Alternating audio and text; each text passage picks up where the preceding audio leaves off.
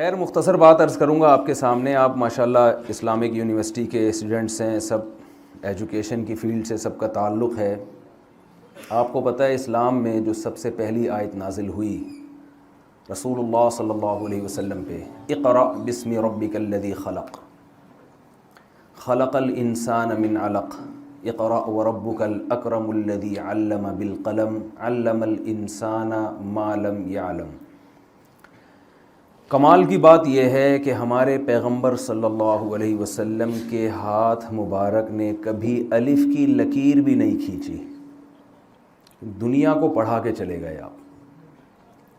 آپ صلی اللہ علیہ وسلم کو یہ طعنہ دیا گیا کہ یہ مجنون ہیں, معاذ اللہ, دیوانے ہیں. قرآن میں اللہ نے قلم کی قسم اٹھائی, والقلم وما یسطرون ما انت بنعمت ربک بمجنون. قلم کی قسم اور ان تحریروں کی قسم جو قلم سے لکھی جاتی ہیں, آپ مجنون اور دیوانے نہیں ہیں. اللہ نے قلم کی قسم کیوں اٹھائی؟ قسم جب اللہ اٹھاتے ہیں نا تو اس کا مطلب ہوتا ہے کہ یہ بھی گواہ ہے اس بات پر.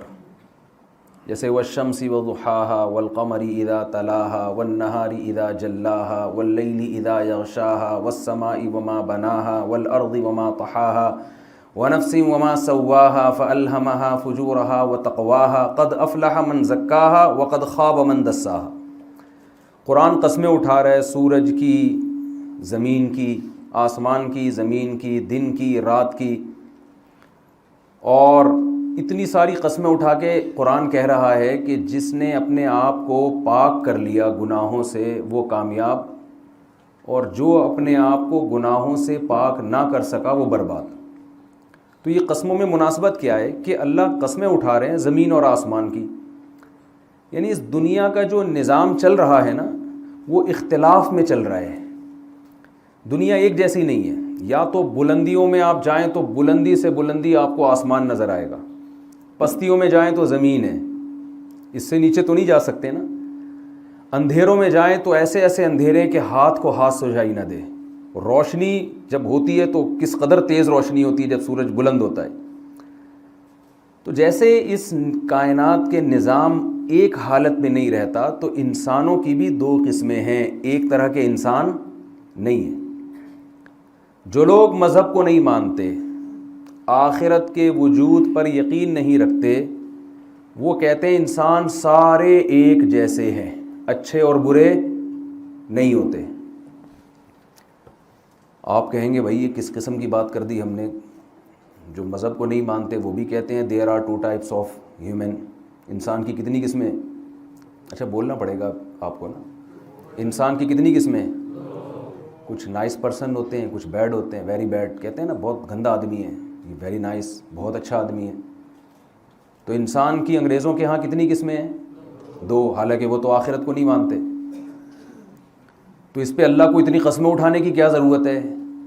سورج کی قسم, چاند کی قسم, رات کی قسم, دن کی قسم, آسمان کی قسم, زمین کی قسم. انسان کی 2 قسمیں, ایک کامیاب اور ایک ناکام, ایک اچھا اور ایک برا.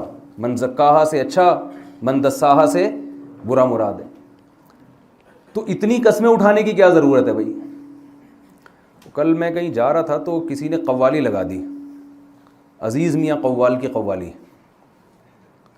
تو میں قوالی سنتا نہیں ہوں لیکن اس کے چند اشعار میں نے سنے. اس میں وہ عزیز میاں قوال نے قسمیں اٹھائیں, اتنی قسمیں, پتہ نہیں کیا کیا, کوہ طور کی قسم, تورات کی قسم, فلانے کی قسم. وہ قوالی ہے پرانے زمانے کی. 20 قسمیں اٹھا کے ہم نے کہا پتہ نہیں کیا جواب آئے گا نا قسم کا. تو درجنوں قسموں کے بعد جواب یہ تھا میں شرابی. کوہ طور کی قسم اور پتہ نہیں کیا کیا قسمیں, مجھے تو یاد بھی نہیں وہ. تو میں نے ان سے کہا آرام سے بتا دیتا بھائی میں شرابی ہوں. اس میں اتنی ٹینشن کی کیا ضرورت ہے؟ تو سوال یہ پیدا ہوتا ہے کہ اللہ نے اتنی قسمیں اٹھائیں, والشمس وضحاها والقمر اذا تلاها والنهار اذا جلاها. اسی طرح دوسری صورت بھی ایسی ہے, واللیل اذا یغشا والنهار اذا تجلی وما خلق الذکر والانثى. بہت قسمیں اٹھاتا ہے قرآن, اور ثابت یہ کیا کہ there are 2 types of human. انسانوں کی کتنی قسمیں ہیں؟ اچھے اور برے. تو بھائی یہ تو ویسے ہی سب کو پتہ ہے انسان دو قسم کے ہوتے ہیں, ایک اچھا اور ایک برا. تو انگریز بھی کہتا ہے جو قرآن کو نہیں مانتا, جو آخرت کو نہیں مانتا. اصل بات یہ ہے کہ جو لوگ آخرت کو نہیں مانتے وہ جب اچھے کو اچھا کہتے ہیں نا تو اس کے ساتھ وہ سلوک نہیں کرتے جو اچھے کے ساتھ ہونا چاہیے. وہ جب برے کو برا کہتے ہیں تو اس کو وہ درجہ نہیں دیتے جو برے کو ملنا چاہیے. جب آپ نے یہ بات مان لی کہ مر کے ہم مٹی ہو کے ختم ہو جاتے ہیں تو اچھے کو اچھا بننے کا کوئی فائدہ نہیں اور برے کو برا بننے کا کوئی فائدہ نہیں. نتیجے کے لحاظ سے, رزلٹ کے لحاظ سے سب کیا ہو جاتے ہیں, سیم. آپ لاکھوں انسانوں کو قتل کرو, اتنا بڑا جرم کرو, اس کے بعد بھی آپ نے مر کے مٹی ہو کے ختم ہو جانا ہے.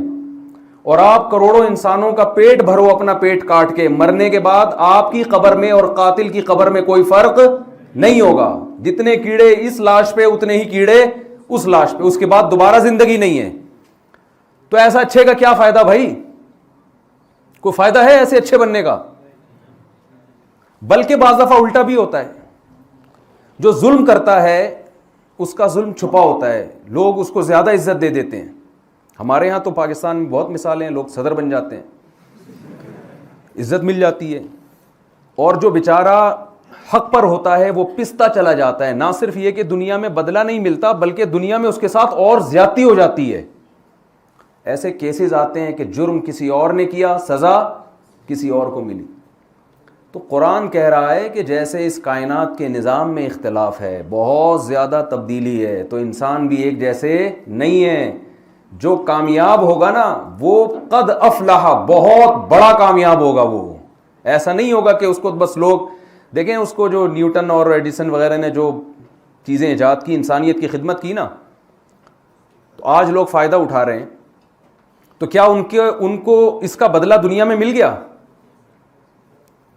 کچھ ملا ان کو؟ نہیں ملا نا بھائی. جتنی خدمت کی اس حساب سے تو کچھ بھی نہیں ملا.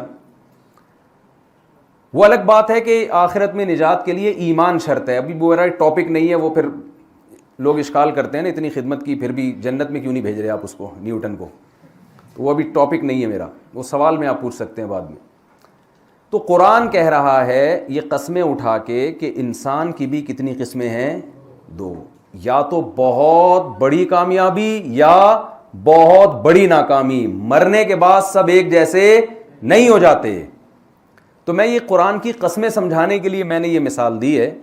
تو قرآن قسم اٹھا رہا ہے قلم کی اور ان تحریروں کی جو قلم کے ذریعے لکھی جاتی ہیں. قرآن کہہ رہا ہے کہ قلم اور تحریریں اس بات پر گواہ ہیں کہ محمد صلی اللہ علیہ وسلم مجنون نہیں ہے. حالانکہ جس وقت یہ آیت نازل ہوئی مکہ میں, اس وقت قلم کا بھی اتنا کوئی رواج تھا نہیں.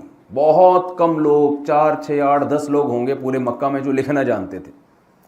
اور وہ لکھتے بھی کیا, کبھی کبھار کوئی شعر لکھ دیا کرتے ہوں گے. بہت کم لکھنے کا رواج تھا.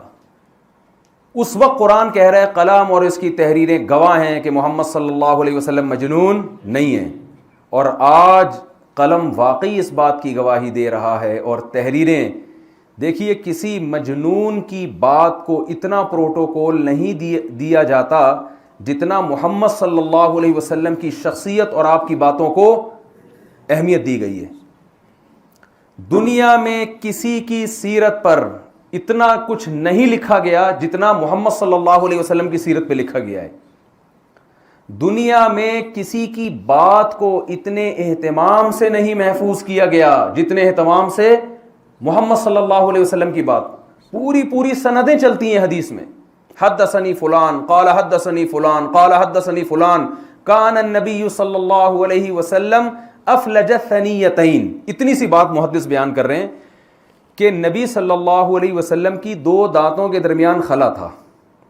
آپ کسی کی شخصیت کو ڈسکس کر رہے ہیں, صرف اس کے دانت کی بناوٹ بیان کر رہے ہیں آپ, آگے اس کے احکامات کیا ہیں, اس نے آرڈر کیا دیے, یہ تو زیادہ اہمیت ہے نا اس کی. کسی کی شخصیت میں جب آپ اس کی سوانح حیات لکھتے ہیں تو اس کی بظاہر کوئی ویلیو نہیں ہوتی کہ اس کے دانت کیسے تھے. زیادہ بیان کر دیں کہ بھائی بڑے اجلے دانت تھے, یہی ہوگا نا. صحابی رسول یہ بیان کر رہے ہیں کہ رسول اللہ صلی اللہ علیہ وسلم کے دانتوں کے درمیان کیا تھا؟ سامنے کے دانتوں کے درمیان خلا تھا. اب اگر میں آپ سے کہوں کہ نبی کے آپ صلی اللہ علیہ وسلم 1400 سال پہلے دنیا میں آئے اور آپ کے دانتوں کے درمیان خلا تھا, تو یہ بات ایسا ہی نہیں مان لی جائے گی. اس کی سند پیش کریں آپ. امام ترمذی سند لے کر آتے ہیں, حدثنی فلان, مجھ سے فلاں نے, مجھ سے فلاں نے, مجھ سے فلاں نے, مجھ سے فلاں نے, ان سے فلاں نے, انہوں نے صحابی سے, اور صحابی نے رسول اللہ صلی اللہ علیہ وسلم کے بارے میں یہ بیان کیا. اتنی سی بات کو محفوظ رکھنے کے لیے سندوں کا سلسلہ چلتا ہے. پھر ان سندوں کے راویوں پہ کتابیں لکھی گئی ہیں. سیر اعلام النبلاء علامہ ذہبی کی, ایک ایک راوی کا آپ کو اس میں تذکرہ ملے گا. یہ راوی کس سن میں پیدا ہوا, کس سن میں اس کا انتقال ہوا. جو نبی کے بارے میں صرف ایک بات بیان کر رہے ہیں کہ آپ کے دونوں دانتوں کے درمیان کیا تھا؟ خلا. اس راوی کا پھر کی ملاقات بھی اپنے اس راوی سے ثابت تھی جس سے وہ نقل کر رہے ہیں. پھر ان کے بارے میں محدثین کا تبصرہ کیا ہے, کذاب ہے, ثقہ ہے, قابل اعتماد ہے یا نہیں. ان کے مشائخ کون کون ہیں جن سے انہوں نے علم حاصل کیا, اور کون کون ان کے شاگرد ہیں جو ان سے حدیثیں لیتے ہیں, مجہول یا مستور تو نہیں ہے.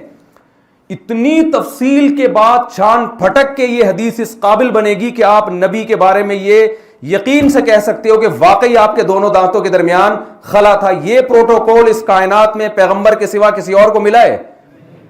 تو جس قلم نے یہ سند لکھی ہے اور جس کتابوں میں حدیث کی یہ سند لکھی گئی ہے, وہ قلم اور اس کی لکھی ہوئی یہ تحریر اور وہ کتابیں گواہی دے رہی ہیں کہ محمد صلی اللہ علیہ وسلم مجنون نہیں تھے. کسی مجنون کو اتنا پروٹوکول نہیں ملتا. اس کی تو تعلیمات ایسی ہوتی ہیں جو سمجھ سے والا تر ہوتی ہیں. تو اللہ تعالیٰ نے ہمیں ایک ایسے پیغمبر سے جوڑا ہے جن کی تعلیمات آج بھی اسی طرح محفوظ ہیں جس طرح 1400 سال پہلے تھی. آپ صلی اللہ علیہ وسلم چلتے کیسے تھے, کھاتے کیا تھے, آپ کے سر میں کتنے بال سفید تھے. یہ تو وہ چیزیں جن کا شریعت سے براہ راست تعلق نہیں ہے, اور جن کا شریعت سے براہ راست تعلق ہے وہ کس قدر محفوظ ہیں.